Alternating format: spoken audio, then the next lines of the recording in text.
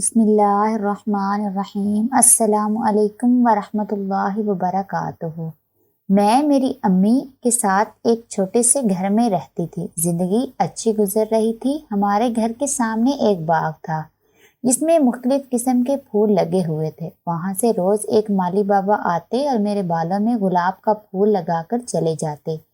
میری امی یہ سب بہت خوش ہو کر دیکھتی تھی۔ مجھے بھی یہ سب شروع میں اچھا لگتا تھا، لیکن پھر مجھے یہ سب بہت عجیب لگنے لگا تھا۔ میں ہمیشہ یہی سوچتی تھی، مالی بابا روز میرے بالوں میں گلاب کا پھول کیوں لگا جاتے ہیں؟ امی سے پوچھا تو کہتی اس سے تمہیں نظر نہیں لگے گی، لیکن مجھے یہ سب بہت عجیب ہی لگتا تھا۔ آج بھی ایسا ہی ہوا۔ میں جیسے ہی کالج سے واپس آئی تو مالی بابا مجھے دیکھ کر دوڑے آئے اور سلام کیا۔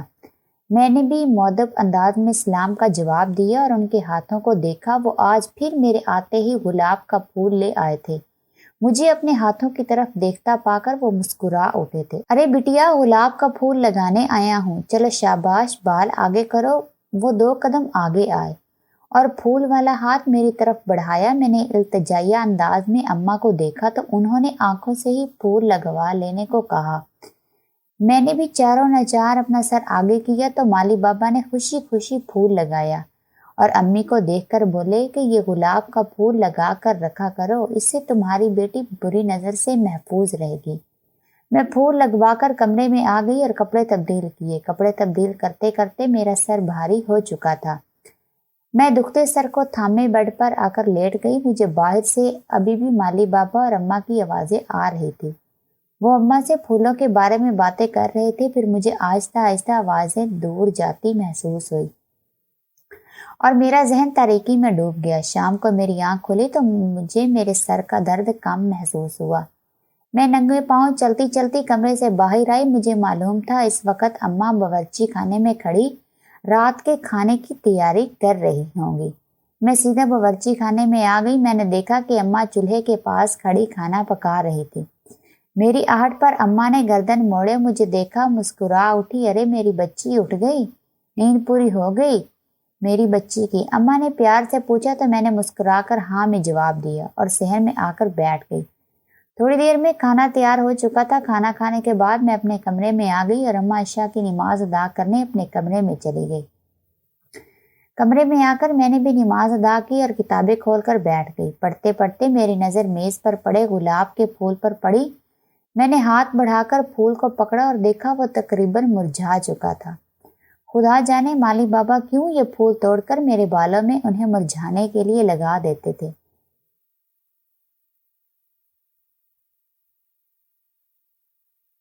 میں نے پھول کو اپنی انگلیوں کے درمیان گھماتے سوچا اور اٹھ کر کھڑکی پر آ گئی۔ کھڑکی کھولی تو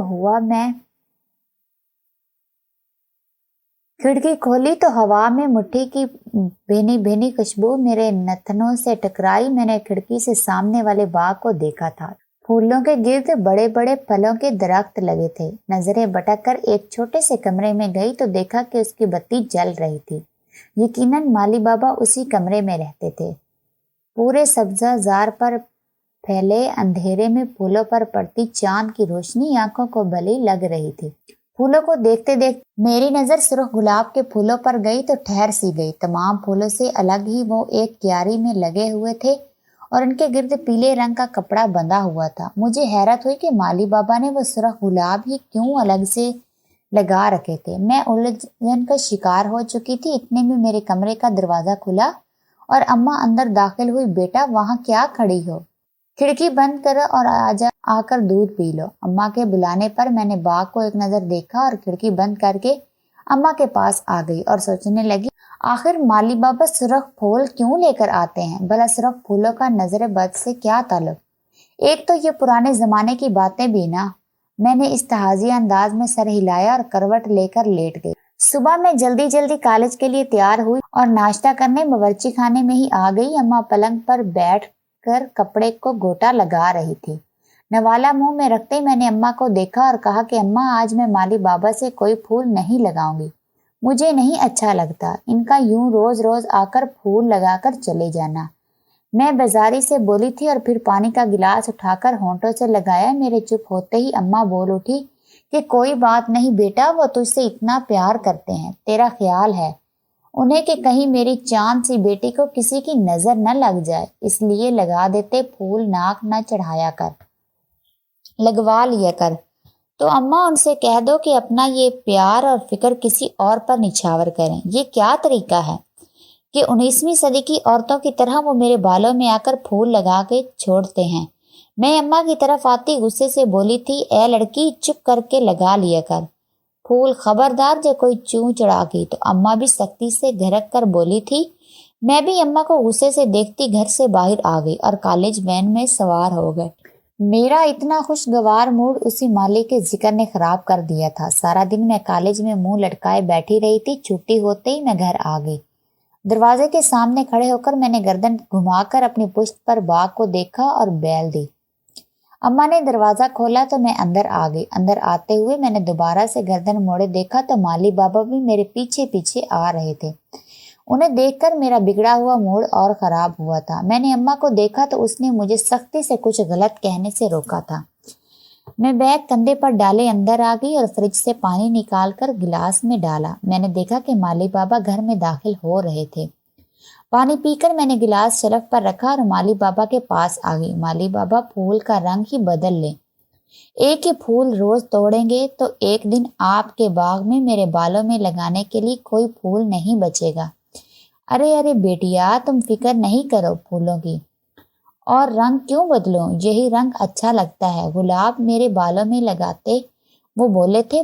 پھول جیسے ہی میرے بالوں میں لگا میں کمرے میں آ گئی۔ اماں اور مالی بابا ابھی بھی کھڑے بات کر رہے تھے۔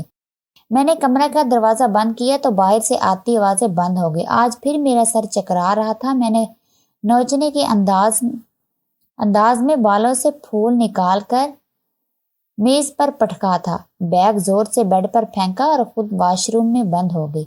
کپڑے تبدیل کر کے میں بمشکل چلتی بیڈ تک آئی اور سو گئی۔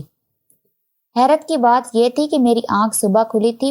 مندی مندی آنکھیں کھول کر میں نے کھڑکی کے شیشے سے آتی روشنی کو دیکھا تو مجھے حیرت کا جھٹکا لگا۔ میں ایک جست میں اٹھ کر بیٹھ گئی۔ دیوار پر لگی کھڑکی پر وقت دیکھا تو صبح کے 7 بج رہے تھے۔ میں تیزی سے بیڈ سے نیچے اتری اور کالج کے لیے تیار ہونے چلی گئی۔ تیار ہو کر میں باہر نکلی تو اماں کو کچن میں کھڑے دیکھا۔ اماں، آپ نے مجھے رات میں اٹھایا کیوں نہیں؟ پلنگ پر بیٹھتی میں بولی تھی۔ آئی تھی میں تمہیں اٹھانے، لیکن تم اتنی گہری نیند سو رہی تھی۔ میں نے کتنی آوازیں بھی تمہیں دی تھی، لیکن تم ٹس سے مس نہیں ہوئی۔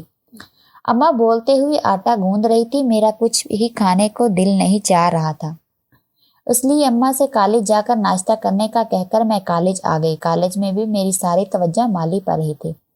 آخر مالی کو مجھ سے اتنی ہمدردی کیوں تھی؟ وہ ہمیشہ سرخ گلاب ہی کیوں میرے بالوں میں لگاتا تھا؟ میں شدید الجھن کا شکار تھی۔ مجھے کبھی سمجھ نہیں آ رہا تھا کہ میں کیا کروں۔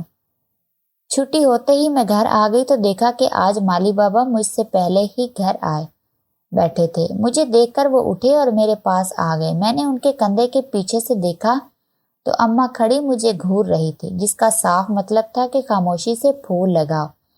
میں نے سر سے دوپٹہ سرکایا تو انہوں نے جھٹ سے پھول میرے بالوں میں لگا دیا۔ میں گلاب کے پھول سے تنگ آ چکی تھی۔ اچھا بٹیا، اب ہم چلتے ہیں، کل پھر آئیں گے، ٹھیک ہے؟ مسکرا کر مالی بابا نے میرے سر پر ہاتھ رکھا اور گھر سے باہر نکل گئے۔ میں بھی دروازہ بند کرتی اندر آ گئی اور پھول اتار کر پلنگ پر رکھ دیا۔ اماں، پانی پلا دو۔ ایک تو یہ مالی بابا کو دیکھ کر ہی میرے سر میں شدید درد ہونے لگ جاتا ہے۔ سر کو تھامتی میں بولی تھی۔ اماں باورچی خانے میں گئی اور ٹھنڈا پانی گلاس میں ڈال کر لے آئی اور مجھے پکڑاتے ہوئے بولی کہ مالی کو دیکھ کر تمہارا سر درد نہیں ہوتا، یہ تم جون کے مہینے میں کالج جاتی ہو نا، اس کی وجہ سے ہوتا ہے، بہت گرمی ہے، دیکھو ذرا، اپنے دماغ کا فطور کسی پر بھی مت تھوپو۔ خدا جانے اماں کو میرا مالی کی برائی کرنا اتنا کیوں برا لگتا تھا۔ میں اماں کی بات سنی یا انسنی کرتی اٹھ کر کمرے میں آ گئی۔ کل سے میرے امتحانات شروع ہونے والے تھے، اس لیے میں سر کے درد کو نظر انداز کرتی تر و تازہ ہو کر پڑھنے بیٹھ گئی۔ کھانا بھی اماں نے مجھے کمرے میں ہی دے دیا تھا۔ پڑھتے پڑھتے پتہ ہی نہیں چلا کہ جب وقت گزرا اور رات 1 بج گیا۔ میں کتابیں سمیٹتی اٹھی اور میز پر رکھی۔ کتابیں رکھ کر میں مڑی ہی تھی کہ میری نظر کھڑکی سے باہر باغ پر پڑی۔ میں نے دیکھا کہ کوئی شخص باغ سے باہر نکل رہا تھا۔ میں تیزی سے کھڑکی کے قریب آئی اور غور سے دیکھا تو مالی بابا کھڑے کسی سے ہاتھ ملا رہے تھے۔ مجھے شدید حیرت ہوئی کہ رات کے اس پہر مالی سے کون ملنے آئے گا۔ میں نے آنکھیں چھوٹی کی، غور سے دیکھنا چاہا تو مجھے خاک کی لفافہ نظر آیا۔ میرا ذہن الجھا۔ میں نے سر گھچاتے ہوئے سوچا کہ رات کے اس پہر مالی کیا چیز خرید رہا ہے۔ ایک پل کے لیے مجھے مالی پر شک ہوا۔ مالی کی حرکتیں دن بدن عجیب ہوتی جا رہی تھی۔ پردے برابر کرتی میں واپس میز تک آئی اور میز پر پڑے گلاب کے پھولوں کو انگلیوں سے چھوا۔ میرے ذہن میں سوالات گردش کر رہے تھے لیکن جواب ملنا مشکل معلوم ہوتا تھا۔ مالی کے بے جا کا پیار جتاتا انداز مجھے عجیب لگتا تھا۔ محلے میں اور بھی تو لڑکیاں تھیں جن کو وہ پھول دے سکتا تھا، لیکن وہ صرف مجھے ہی کیوں پھول دیتا تھا؟ کمرے میں چکر کاٹتے میں سوچ رہی تھی۔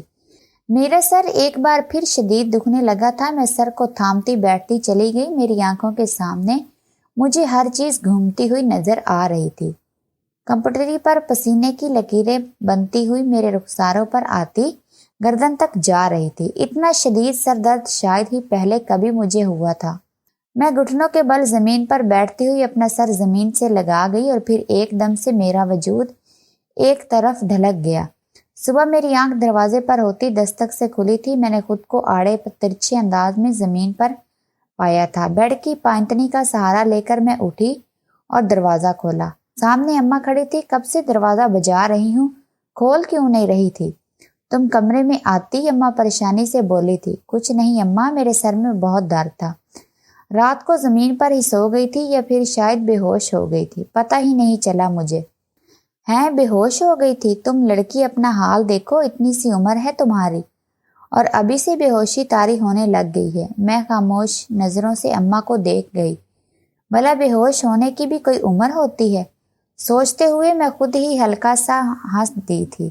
مجھے یوں ہنستا دیکھ کر اماں حیران ہوئی تھی۔ لڑکی دانت نکالنے کے بجائے اٹھ کے تیار ہو جا، آج پرچہ دینے بھی جانا ہے، اماں بولتی ہوئی باہر نکل گئی اور میں تیار ہوئے چلی گئی۔ تیار ہو کر میں باہر آئی تو مالی بابا کو باہر بیٹھے دیکھا۔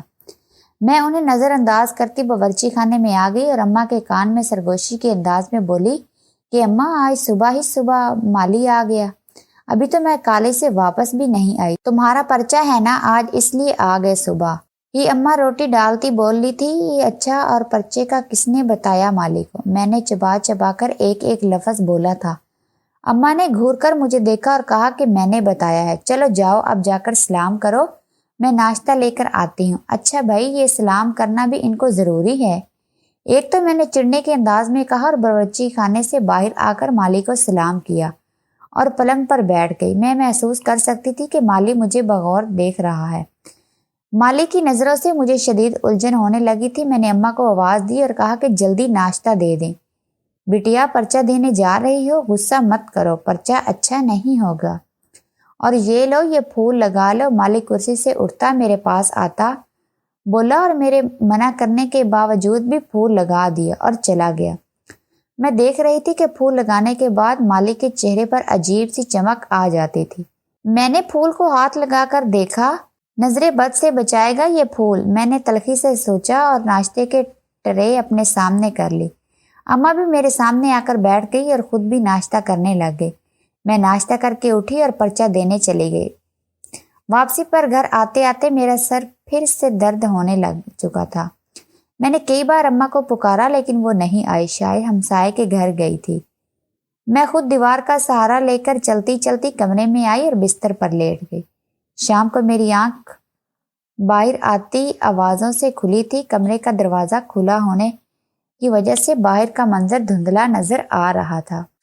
میں نے دیکھا کہ باہر صحن میں کوئی شخص اماں کے ساتھ بیٹھا باتیں کرنے میں مصروف تھا۔ وہ بار بار اماں کی طرف دیکھتا، کچھ کہتا، پھر سیدھا ہو کر بیٹھ جاتا۔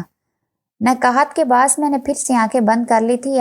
اب کی بار میری جب آنکھ کھلی تو باہر مکمل اندھیرا ہو چکا تھا۔ میں بیڈ سے نیچے اترتی، کمرے سے باہر نکلی اور سیدھا باورچی خانے میں آ گئی۔ میرا گلا پیاس کی شدت سے خشک ہو چکا تھا۔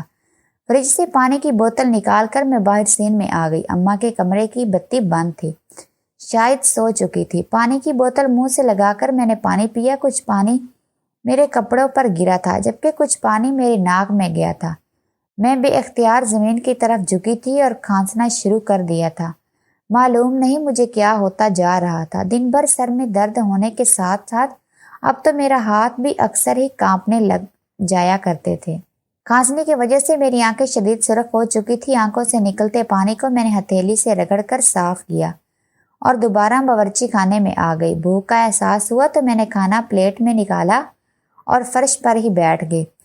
کھانا ختم کر کے میں کمرے میں آئی اور کتابیں کھول کر بیٹھ گئی، لیکن جب ذہن میں 100 طرح کے خیالات ہوں تو کوئی بھی کام کرنا مشکل ہو جاتا ہے۔ شام کو اماں کے ساتھ کون بیٹھا ہوا تھا؟ آخر مالی کا روز ہمارے گھر آنے کا مقصد کیا تھا؟ مالی اتنی غور سے مجھے کیوں دیکھ رہا تھا؟ میں ایک بار پھر سوچوں کے حصار میں آ چکی تھی۔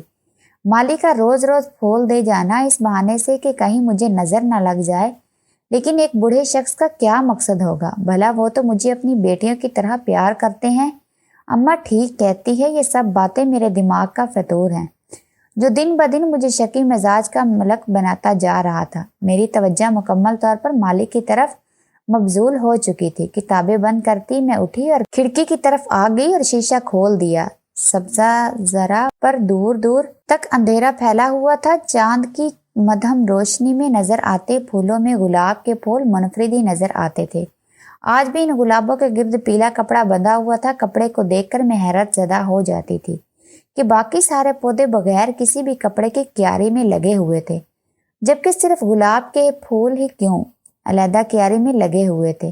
میرے اندر ایک جنگ چڑھ چکی تھی۔ مجھے میرا ذہن معاف ہوتا محسوس ہو رہا تھا۔ خود کو نارمل کرنے کے لیے میں نے زور سے سر کو جھٹکا دیا اور بیڈ تک آ گئی۔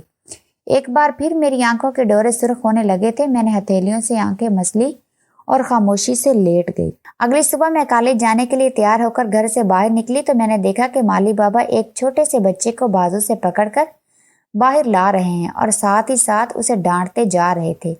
میری نظر بچے کے ہاتھوں سے ہوتی ہوئی مالی کے ہاتھ پر پڑی تو اس نے گلاب پکڑ رکھا تھا۔ وہ بچے کو باغ کے باہر کھڑا کر کے سختی سے گلاب کے پودوں کو ہاتھ لگانے سے منع کر رہا تھا۔ میں حیران ہوئی کہ ایک گلاب کے لیے وہ مالی چھوٹے سے بچے کو ڈانٹ رہا تھا۔ وہ بچہ روتا ہوا مالی سے دور چلا گیا اور میں بھی وین میں آ کر بیٹھ گئی۔ یہ روز کا معمول بن چکا تھا۔ وہ مالی ہمارے گھر آتا اور میرے بالوں میں گلاب کا پھول لگا جاتا۔ ایک دن میں نے کالج سے چھٹی کی ہوئی تھی۔ میں صحن میں بیٹھی موبائل پر ڈرامہ دیکھنے میں مصروف تھی۔ اماں پلنگ پر بیٹھی میرے کپڑے سلائی کر رہی تھی۔ جب اماں پلنگ سے اتری اور میرے پاس آتی بولی کہ آج مالی پھول دینے نہیں آیا۔ میں نے اماں سے کہا کہ اچھا ہے نا، نہیں دینے آیا پھول، ویسے بھی وہ پھول لگا لگا کر میں تنگ آ چکی ہوں۔ میں نے اطمینان سے کہا اور دوبارہ سے موبائل میں مصروف ہو گئی۔ نہیں، گلاب تو لازمی لگانا ہے۔ اگر تمہیں نظر لگ گئی تو رکو، میں خود جا کر دیکھتی ہوں۔ میرے روکنے کے باوجود بھی اماں مالی کو دیکھنے جا چکی تھی۔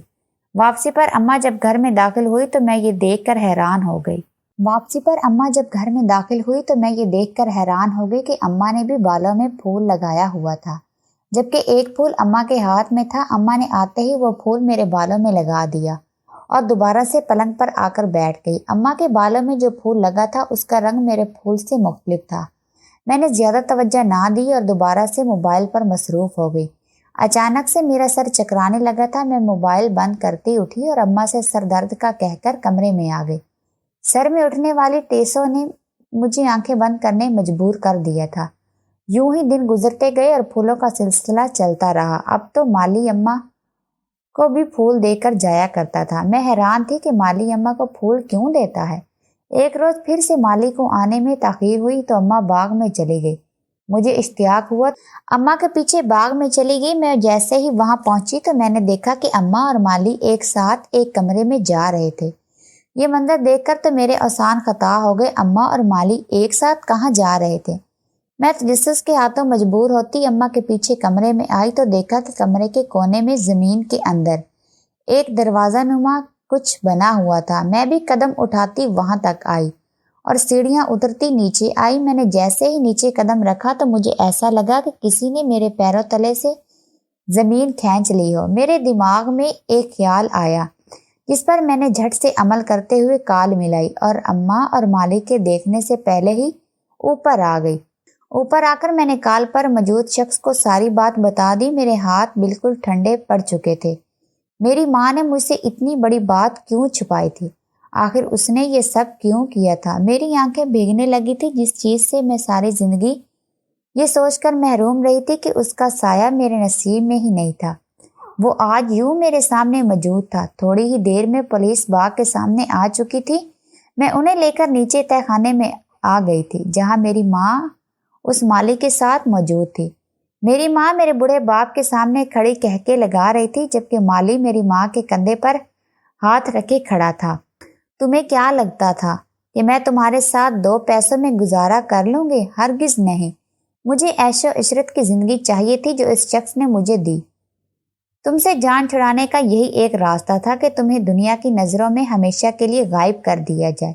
اور دیکھو میں نے تمہیں پچھلے 16 سالوں سے اس قید خانے میں قید کر رکھا ہے۔ جانتے ہو تمہارا جرم کیا ہے؟ تم نے مجھ سے شادی کی اور میری راہ میں ایک سب سے بڑی رکاوٹ۔ تم نے مجھ سے بچہ پیدا کروا کے، میں نہیں چاہتی تھی بچہ پیدا کرنا، لیکن دیکھو آج تمہاری ہی بیٹی کی وجہ سے میں اور میرا شوہر مل پاتے ہیں۔ میری ماں جو بول رہی تھی وہ میرے لیے ناقابل یقین تھا۔ پھر میں نے دیکھا کہ میرا باپ ڈھلکی ہوئی گردن کے ساتھ بمشکل بولنے کی کوشش کر رہا تھا۔ قید نے اسے کتنا کمزور کر دیا تھا۔ تم نے میری بیٹی کو مہرا بنایا، اسے استعمال کیا، مجھے طلاق کے لیے مجبور کیا۔ اگر تم مجبور نہ بھی کرتی تب بھی میں تمہیں خود ہی طلاق دے دیتا، کیونکہ ایک فریبی، مکار اور گھٹیا عورت کے ساتھ کبھی نہ رہتا۔ میں جانتا ہوں تم لوگ روز اسے پھول پر نشہ اور دوا کا چھڑکاؤ کر کے لگاتے ہو تاکہ تم دونوں سکون سے ایک دوسرے کے ساتھ وقت گزار سکو اور وہ سوتی رہ جائے۔ میری بیٹی کی زندگی تم دونوں برباد کر رہے ہو، یہ جانتے ہوئے بھی کہ ایک بار اسے اس نشے کی لت لگ گئی وہ خود کو روک نہیں پائے گی اور تڑپے گی اسی جان لیوا نشے کے لیے۔ تم اسے بیچنا چاہتی ہو؟ مکار عورت، مجھے مار دو لیکن میری بیٹی کو ان سب سے دور رکھو، رحم کرو اس پر، وہ تمہاری بھی بیٹی ہے۔ میں سب جانتا ہوں، خدا کے لیے مجھے چھوڑ دو۔ میں آج بھی کہہ رہا ہوں کہ میری بیٹی مجھے واپس کر دو، تمہارا یہ شوہر اسے آگے بیچ دے گا۔ میں وعدہ کرتا ہوں کہ اپنی بیٹی کو لے کر خاموشی سے چلا جاؤں گا، کسی سے کچھ نہیں کہوں گا۔ میرے ابا نے اماں سے التجا کی تھی، اے بکواس بند کر اپنی۔ مالی نے زوردار تماچا میرے باپ کے منہ پر مارا تھا جس کی وجہ سے ان کے ہونٹ سے خون رسنے لگا۔ سب کچھ میری برداشت سے باہر ہو چکا تھا۔ میں آگے بڑھی اور اماں کو پیچھے کرتی بابا کا چہرہ صاف کیا۔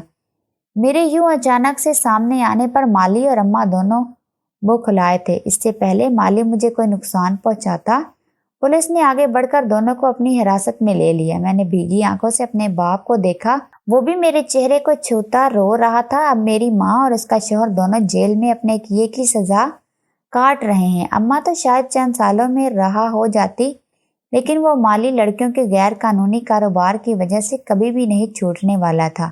دراصل وہ مالی نہیں تھا، وہ لوگ دھندا کرتے تھے اور اس کے چلتے اس آدمی نے اماں کو اپنے پیار میں پھنسایا تھا، لیکن اماں کے گھر والوں نے اماں کی شادی کہیں اور کر دی۔